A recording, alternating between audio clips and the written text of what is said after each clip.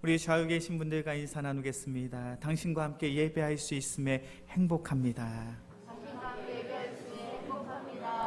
그리고 이렇게 인사하길 소원합니다. 주님께서 당신을 사랑하십니다. 주님께서 우리를 사랑하시기 때문에 귀한 예배의 자리에 우리를 불러주신 줄로 믿습니다. 이 귀한 예배 시간을 통하여 예배의 은혜를, 말씀의 은혜를 풍성히 누리고 돌아갈 수 있는 우리 모두가 되어지길 주의 이름으로 간절히 축원합니다. 우리는 계속해서 야곱의 인생을 살펴보고 있습니다. 믿음의 계보, 아브라함과 이삭과 야곱, 요셉. 우리가 너무나도 잘 알고 있는 이 믿음의 계보 속에 이 야곱의 인생을 살펴보면서 우리는 한 가지의 사실을 발견하게 되죠. 그것은 야곱의 인생이 그렇게 형통한 인생, 복된 인생처럼 보여지지 않는다라는 거예요. 믿음의 계보를 잇고 있습니다. 아브라함과 이삭과 야곱. 그렇다면 그 믿음의 계보를 잇는 야곱의 인생은 너무나도 복된 인생이어야죠. 그 이름만 들어도 형통한 복의 은혜가 넘치고 넘쳐야 될 것처럼 우리는 생각이 듭니다. 그런데 정작 우리가 살펴보고 있는 야곱의 인생은 그렇게 행복한 인생이 아니에요. 그렇게 복된 인생이 아닙니다. 그렇게 형통한 인생이 아니에요. 야곱은 그런 생각을 했습니다. 내가 장자의 축복, 내가 하나님의 축복을 받기만 하면 나는 한 부족의 족장으로 행복한 삶을 살 수 있을 거야. 그런데 정작 야곱이 형을 속이고 아버지를 속이면서까지 장자의 축복, 하나님의 축복을 받았는데 그의 인생이 그렇게 형통했습니까? 그의 인생이 그렇게 잘 됐냐는 거예요. 그렇지 않잖아요. 형 에서의 분노가 극에 달하게 됩니다. 그가 호언장담합니다. 나의 아버지 이삭이 죽기만 하면 내 동생 야곱을 반드시 죽이리라. 그 혈기가, 그 분노가 얼마나 극에 달했는지 동생 야곱은 자신의 집을 도망쳐 나올 수밖에 없었어요. 그는 빈털털이 아무것 하나 취하지 못하고 자신의 집을 도망쳐 나옵니다. 그의 모습은 참으로 초라하고 비참한 모습이었죠. 그렇게 초라하고 비참한 모습으로 삼촌 라반이 있는 집에 우여곡절 끝에 도착을 하게 됩니다. 그 집에 도착해서 야곱의 마음속에 한 가지 소망이 있었어요. 그것은 바로 삼촌 라반의 둘째 딸 라헬과 결혼을 할 수 있다면 참 행복할 거야. 그래서 삼촌 라반에게 이야기하죠. 삼촌, 내가 7년간 당신을 위하여 무보수로 일을 하겠습니다. 그러니 당신의 둘째 딸 라헬을 나에게 주십시오. 그리고 성경의 말씀을 보니까 야곱은 이 7년을 수일처럼 여겼다는 거예요. 그의 마음이 얼마나 행복했으면, 얼마나 즐거웠으면 그 7년이라는 시간이 전혀 부담되지 않는, 전혀 스트레스가 되지 않는 기쁘고 행복한 시간처럼 여겨졌어요. 그리고 7년의 시간이 지납니다. 그리고 결혼식을 짜잔 하고 있더니 우리가 지난주에 말씀을 살펴보죠. 첫날 밤에 누구와 함께 동침을 하게 되었습니까? 그렇게 기다리고 기다렸던 라헬이 아니라 그의 언니 레아였잖아요. 야곱은 너무나도 당황스러웠습니다. 화가 났습니다. 그래서 삼촌에게 따지기 시작합니다. 어찌 당신이 나를 속일 수 있습니까? 그러자 아무렇지도 않은 듯이 삼촌 라반이 이야기합니다. 이 지역 풍습에는, 이 지역 문화에는 동생을 언니보다 시집 보내는 경우가 없다. 내가 정말로 라헬과 결혼하기를 원한다면 7년도 일을 해라. 야곱은 라헬과 결혼하기 위해서 14년 동안 무보수로 일을 하게 돼요. 엄청난 노동력을 착취당하는 것이죠. 그렇다면 그렇게 14년 동안 고생하면서 라헬과 결혼을 했는데 그 라헬과 결혼한 그 가정이 과연 행복했느냐? 우리가 지난 시간에 말씀을 살펴본 것처럼 그의 가정은 그렇게 행복하지 않아요. 레아와 라헬과 결혼을 했더니 그 가정 속에 시기와 질투가 끊이지가 않습니다. 분쟁과 다툼이 끊이지가 않아요. 서로를 미워합니다. 서로를 시기합니다. 서로를 질투합니다. 서로에 대한 다툼이 멈추지가 않아요. 야곱이 꿈꿔왔던 가정의 모습이 아니잖아요. 야곱이 원했던 삶의 모습이 아닙니다. 내가 14년 동안 이렇게 고생을 해서 결혼을 했는데 그럼에도 불구하고 어찌 우리의 가정이 이렇게 분쟁이 있고 다툼이 있고 시기가 있고 질투가 넘쳐날 수밖에 없는가? 야곱의 인생은 분명 믿음의 계보를 잇는 그런 믿음의 조상임에도 불구하고 그의 인생, 그의 삶은 그렇게 형통하지 않습니다. 그리고 오늘 본문의 말씀은 그 연장선에 있어요. 오늘 본문의 말씀을 보면 야곱은 한 가지의 결단을 합니다. 그 결단이 무엇이냐면 25절의 말씀이죠. 야곱이 라반에게 이르되 나를 보내어 내 고향 나의 땅으로 가게 하시되. 야곱이 삼촌 라반에게 이야기합니다. 삼촌, 내가 이제는 내 고향으로 돌아가겠습니다. 왜 야곱이 이제 고향으로 돌아간다고 이야기를 할까요? 내가 이곳에 살다 보면 돈 한 푼 못 벌고 가축 한 마리 얻을 수가 없으니, 내가 고생해서 아무것도 이룬 것이 없으니 이제 새로운 고향으로 가서 새로운 출발을 해야겠다. 그러한 다짐, 그러한 결단을 가지고 지금 고향으로 돌아가는 걸까요? 삼촌 라반은 그렇게 생각을 했어요. 우리 창세기 30장 27절과 28절의 말씀입니다. 창세기 30장 27절과 28절의 말씀 함께 봉독합니다. 라반이 그에게 이르되 여호와께서 너로 말미암아 내게 복 주신 줄을 내가 깨달았노니 내가 나를 사랑스럽게 여기거든 그대로 있으라. 또 이르되 내 품삯을 정하라. 내가 그것을 주리라. 삼촌 라반도 그렇게 생각을 했던 것 같아요. 야곱이 자신의 고향으로 돌아간다고 하니 14년 동안 가축 한 마리 얻지 못하고 14년 동안 무일푼으로 살아왔으니 이제 여기서는 소망이 없다고 생각을 하고 자신의 고향으로 돌아가려고 하는구나. 그러니까 라반이 이제 야곱을 설득하기 시작하는 거예요. 너의 인생 속에 얼마나 하나님의 축복이 충만했는지 모른다. 그 축복으로 말미암아 내가 이렇게 부자가 되지 않았냐. 이제 내 재산을 너에게 나눠줄 테니 너의 품삯을 정해줄 터이니 너는 고향으로 돌아가지 말고 이곳에서 정착해라. 이곳에서 머물러라. 이렇게 이야기를 하고 있는 거예요. 요즘 세상적인 표현으로 치면 연봉 협상에 성공할 수 있는 그러한 기로에 서 있는 거죠. 14년 동안 무보수였어요. 14년 동안 얻은 게 없었어요. 14년 동안 소유한 것이 없습니다. 그런데 그 모든 문제가 단번에 해결될 수 있는 거예요. 그만큼 야곱은 성실하게 일을 했고 그 야곱을 통해 하나님이 주신 축복이 그 삼촌 라반의 집에 충만했다라는 거예요. 이제 연봉 협상의 기로예요. 이제 야곱이 오케이만 하면 자신의 분깃을 얻을 수 있고 자신의 품삯을 정할 수 있습니다. 그런데 야곱이 어떻게 결정을 합니까? 창세기 30장 31절의 말씀이죠. 제가 봉독합니다. 라반이 이르되 내가 무엇으로 내게 주랴? 야곱이 이르되 외삼촌께서 내게 아무것도 주시지 않아도 나를 위하여 이 일을 행하시면 내가 다시 외삼촌의 양떼를 먹이고 지키리이다. 삼촌, 나는 아무것도 필요하지 않습니다. 내게 아무것도 주시지 않아도 돼요. 대신 내가 이 일을 행할 수 있다면, 내가 이제 고향으로 돌아갈 수만 있다면 그때까지 내가 당신의 양떼를 열심히 돌보겠습니다. 야곱은 단호하죠. 야곱은 분명하게 자신의 뜻을 전하고 있습니다. 나는 이곳을 떠나 고향으로 돌아가겠습니다. 어떻습니까?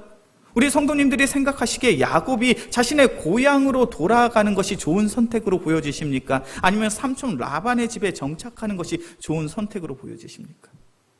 야곱이 자신의 고향을 왜 도망쳐 나왔죠? 자신의 형 에서 때문에 도망쳐 나왔습니다. 그리고 그 형이 호언장담했죠. 나의 아버지 이삭이 죽게 되면 내가 반드시 나의 동생 야곱을 죽이리라. 그 분노가, 그 화가 얼마나 대단했는지 야곱은 알고 있어요. 이제 수년의 시간이 지났습니다. 자신의 고향으로 돌아가요. 만약 아버지가 살아계시다면 좀 나을 수 있겠죠. 그런데 만약에 아버지가 살아계시지 않는다면 형 에서에 의해서 야곱은 죽임을 당할 수 있는 상황인 거예요. 생명이 보장되지 않아요. 더군다나 야곱은 어떠한 상황입니까? 자신은 결혼을 했습니다. 아내 2명을 자신의 처로 두고 있죠. 그리고 아들만 12명이에요. 이젠 대가족을 잃었습니다. 만약 그렇게 대가족을 잃은 상황 속에서 자신이 죽게 되면 자신의 처자식은 도대체 누가 먹여 살릴 수 있겠냐는 거예요. 야곱의 입장에서는 자신의 고향으로 돌아가는 것보다 내가 14년 동안 일을 한 이 삼촌 라반의 집에 정착하는 것이 더욱 안정적인 선택이라던 거예요. 그럼에도 불구하고 야곱은 돌아가겠다라고 이야기합니다. 자신의 생명이 보장되어 있지 않음에도 불구하고 자신의 고향으로 가겠다는 거예요. 왜 그렇습니까? 야곱은 분명 하나님의 언약과 하나님의 말씀을 기억하고 있기 때문이에요. 우리 말씀을 한번 찾아볼까요? 창세기 28장 15절의 말씀이에요.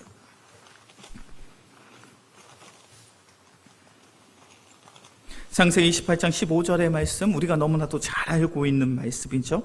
베델에서 하나님께서 야곱에게 허락하신 축복의 말씀입니다. 창세기 28장 15절의 말씀 함께 봉독합니다. 내가 너와 함께 있어 내가 어디로 가든지 너를 지키며 너를 이끌어 이 땅으로 돌아오게 할지라. 내가 내게 허락한 것을 다 이루기까지 너를 떠나지 아니하리라 하신지라. 아멘.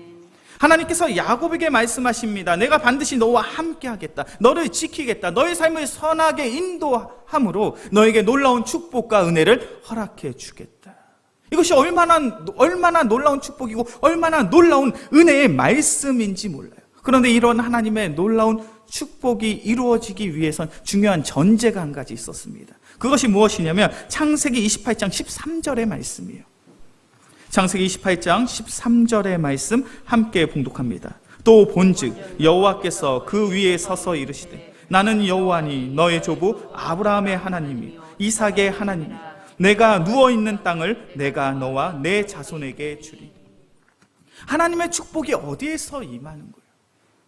야곱, 내가 누워있는 그 땅에서 하나님이 너에게 축복을 주시겠다라고 말씀하고 있어요. 그가 지금 어느 땅에 누워 있습니까? 베델 땅에 누워 있죠. 그는 어느 땅에 있습니까? 가나안 땅에 누워 있어요. 하나님은 야곱에게 이렇게 말씀하고 계십니다. 야곱아, 너는 아브라함이 있고 너의 조부 아브라함이 있고 너의 아버지 이삭이 있던 이 가나안 땅에 있을 때 하나님의 놀라운 축복과 은혜를 누릴 수 있게 된다라는 거예요. 너는 그 사실을 잊지 말라라는 거예요. 그리고 야곱은 삼촌 라반의 집에 있으면서도 그 사실을 잊지 않고 있더라는 거죠. 이제 가정을 꾸리게 되었습니다. 야곱은 결단을 하는 것이죠. 내가 하나님의 약속을 부여잡고 언약의 말씀을 기억함으로 내가 다시금 나의 고향으로 돌아가리라. 그가 돌아가는 그 고향의 길은요, 힘든 여정이에요. 고된 여정이에요. 자신의 생명이 보장받지 못합니다. 고난이 있을 것이고 시련이 있을 것입니다. 그래서 우리가 앞으로 살펴보는 야곱의 생애를 보면 고향으로 돌아가면서 야곱이 얼마나 근심하고 얼마나 걱정하고 얼마나 두려워하는지 몰라요. 야곱은 지금 고된 인생을, 힘든 여정을, 고난과 시련이 있는 그 인생길을 선택하고 있더라는 거예요.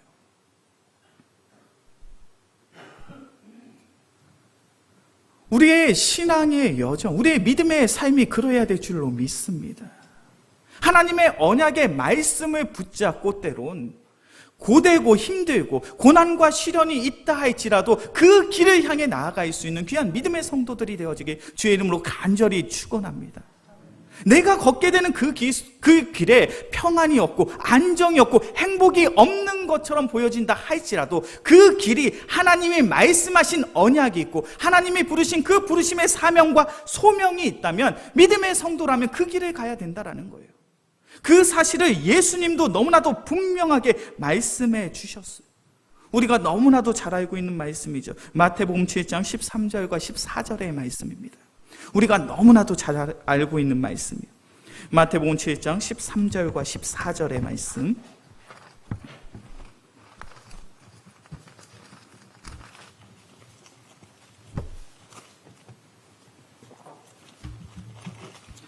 마태복음 7장 13절과 14절의 말씀 함께 봉독합니다.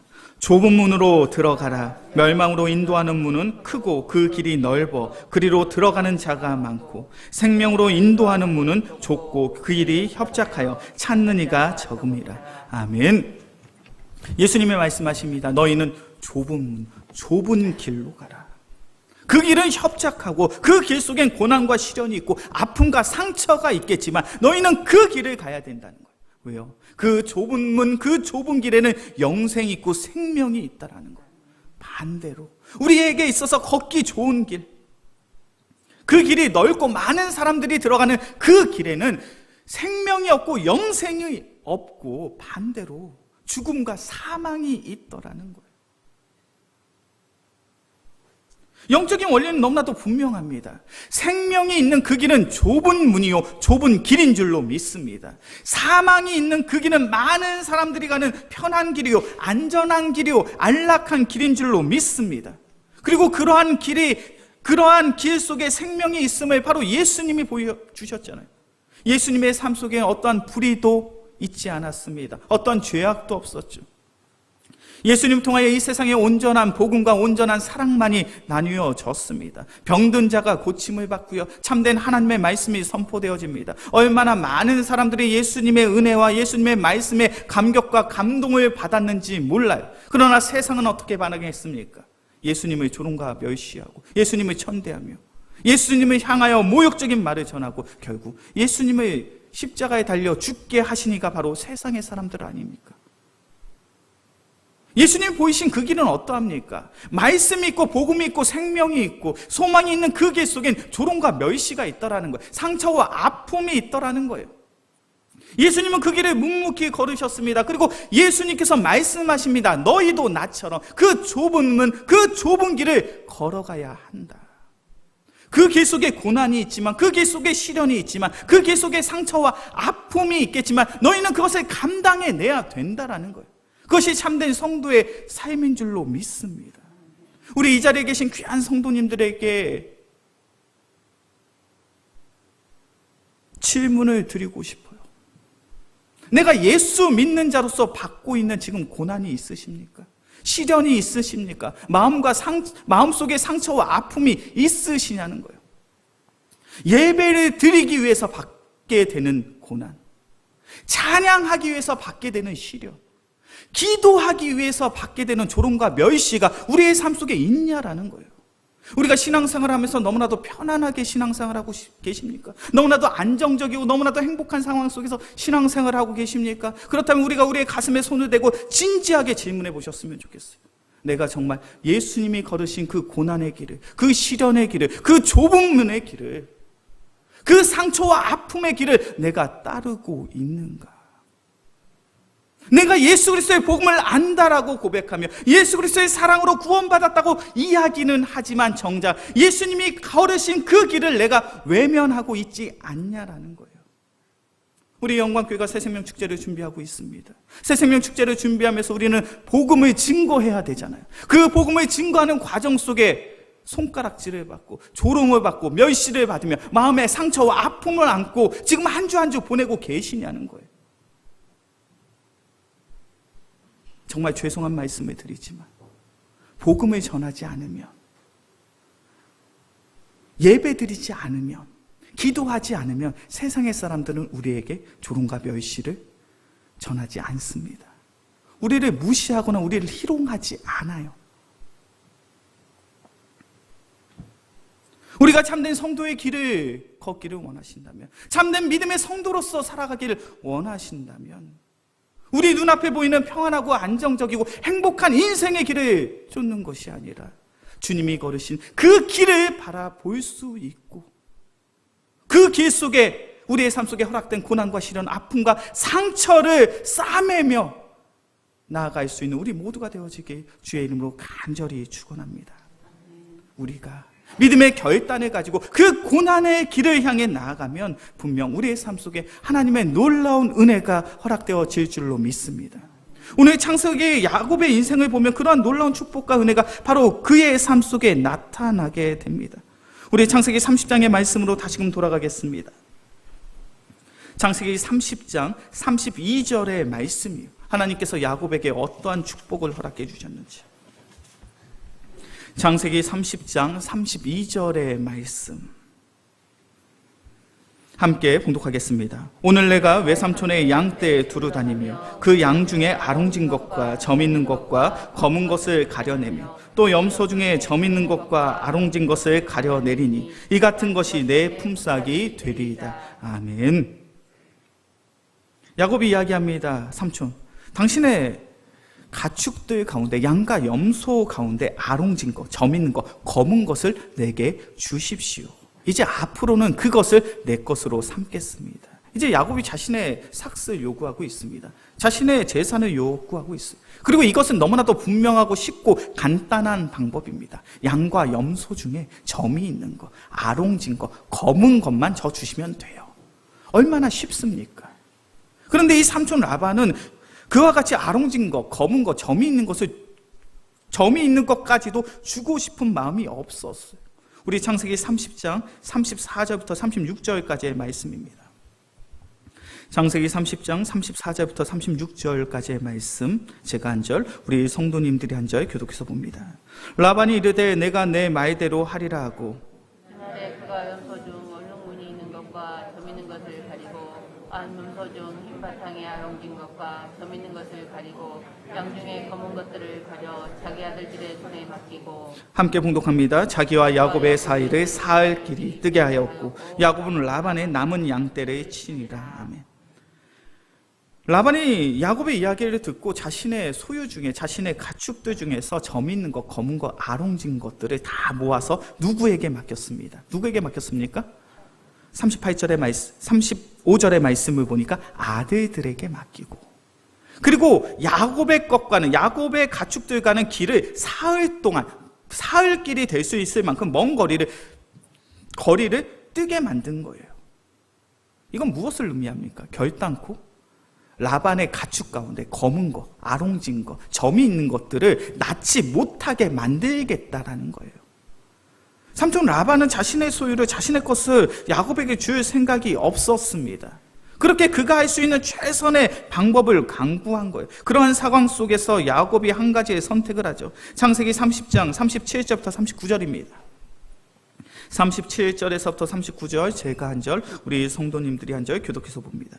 야곱이 버드나무와 살구나무와 신풍나무의 푸른 가지를 가져다가 그것들의 껍질을 벗겨 흰 무늬를 내고, 그 껍질 벗긴 가지를 양떼가 와서 먹는 개천의 물 부위에 세워 양떼를 떠나주매 그때가 물을 먹으러 올 때에 새끼를 베니. 함께 봉독합니다. 가지 앞에서 새끼를 뱀으로 얼룩얼룩한 것과 점이 있고 아롱진 것을 낳은지라. 아멘. 야곱이 가축이 새끼를 뵐 때, 교배할 때 버드나무, 신풍나무 그 가지를 취해서 얼룩 무늬를 만들어서 교배를 시키고 그 새끼를 낳을 수 있게끔 상황을 만들었습니다. 이 상황이 상상이 되시죠? 양과 염소들이 교배할 때 혹은 새끼를 뵐 때 얼룩얼룩한 무늬가 있는 그런 가지들이 있는 곳으로 데리고 가서 새끼를 낳게 하는 것. 그랬더니 어떤 결과가 됩니까? 얼룩얼룩한 것과 점이 있고 아롱진 것을 낳은지라. 특별히 43절의 말씀을 보면 이에 그 사람이 매우 번창하여 양떼와 노비와 낙타와 나귀가 많았더라. 그의 소유가 엄청나게 늘어났다라고 성경은 이야기를 합니다. 성경은 증거하고 있어요.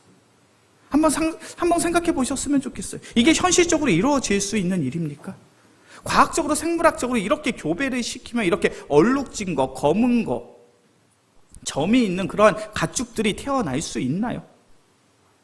생물학적으로, 과학적으로 이것은 불가능한 이야기입니다. 좀 더 쉽게 예를 들면요. 한국인 젊은 부부가 결혼해서 미국으로 이민을 갔어요. 그런데 그 이 마을이 어떤 마을이냐면 백인과 흑인만 사는 마을이에요. 동양인이 한 명도 없어요. 한국인 한 명도 살지 않습니다. 그러한 마을로 이 한국인 부부가 결혼한 거예요. 그리고 결혼해서 수년이 지난 다음에 아이를 낳았어요. 그런데 이 아이가 백인인 거예요. 혹은 이 아이가 흑인인 거예요. 그러면 문제가 됩니까? 안 됩니까? 문제가 되죠. 큰 문제인 거예요. 한국인 부부가 가서 결혼을 해서 아기를 낳았다면 동양인, 한국인인 아기가 낳아야죠. 그게 맞는 거잖아요. 한국인 부부가 백인들만 본다고 해서, 흑인들만 본다고 해서 백인이 태어나 흑인이 태어나는 일은 절대로 없습니다. 오늘 본문의 상황이 그런 거예요. 이 양과 염소가 그 얼룩무늬가 있는 가지를 보았다고 해서 아롱지고 검고 점이 있는 것들을 낳을 수가 없어요. 그것은 생물학적으로 불가능한 이야기예요. 그럼에도 불구하고 성경은 분명하게 기록하고 있습니다. 그 사람이 매우 번창하여 양떼와 노비와 낙타와 나귀가 많았더라. 이것은 무엇을 의미하고 있습니까? 한 목자의 처절한 노력 속에 하나님이 은혜를 부어주시더라는 거예요. 이것은 불가능한 일인데 하나님이 은혜를 부어주시니 그 불가능한 상황 속에 하나님의 놀라운 축복이 나타나더라는 거예요. 이것이 신앙의 원리, 이것이 성경의 가르침인 줄로 믿습니다. 우리가 하나님의 언약의 말씀을 부여잡고 우리가 그 고난에게, 그 시련의 길을 향해 나아가면요, 하나님께서 분명 우리의 삶 속에 놀라운 축복과 놀라운 은혜를 허락해 주실 줄로 믿습니다. 우리는 그것을 기대하고 우리는 그것을 소망함으로 신앙생활을 하는 거예요. 언제부터인가 우리의 신앙의 여정 속에 이 중간 과정이 사라져버렸어요. 하나님의 언약의 말씀을 부여잡고 고난과 시련의 그 길을 나아가야 하나님의 축복을 누릴 수 있는데 이 앞의 내용은 다 빼먹고 그냥 하나님 나에게 축복해 주시고 나에게 은혜를 주십시오라고 믿고 신앙생활을 하고 있더라는 거예요. 우리의 인생, 우리의 신앙은 분명 하나님의 섭리, 하나님의 인도하심 속에 있어야 할 줄로 믿습니다. 우리가 하나님의 섭리, 하나님의 인도하심 속에 신앙생활을 한다는 것은 성경의 가르침 그대로 하나님의 언약의 말씀을 부여잡고, 때로 우리의 선택지 속에 고난과 시련, 역경과 아픔이 있다 할지라도 그 길이 하나님이 부르신 그 길이라면 순종함으로 나아가며 하나님께서 우리에게 허락하신 놀라운 축복과 은혜를 나의 삶을 통하여 경험할 수 있는 우리 모두가 되어지길 주의 이름으로 간절히 축원합니다. 이제 말씀을 정리하겠습니다. 우리 모두는 신앙생활을 하고 있습니다. 신앙생활을 하는 우리 모두에게 하나님께서 이 성경을 통하여 언약의 말씀을 우리에게 허락해 주셨습니다. 이 하나님의 언약의 말씀을 부여잡고 주님께서 인도하시는 그 길을 따를 수 있는 우리 모두가 되어지길 주의 이름으로 간절히 축원합니다. 때론 그 길 가운데 고난이 있어요. 때론 그 길 가운데 시련이 있습니다. 때론 그 길 가운데 세상의 조롱과 세상의 멸시가 있다 할지라도 그 상처, 그 아픔을 내 마음속에 싸매어 그 길을 향해 나아간다면 분명 우리의 삶 속에 살아계신 하나님께서 강권적으로 은혜를 부어 주실 줄로 믿습니다. 그런 놀라운 축복과 은혜를 나의 삶을 통하여 경험하고 그 하나님을 찬양하며 예배할 수 있는 우리 모두가 되어지게 주의 이름으로 간절히 축원합니다.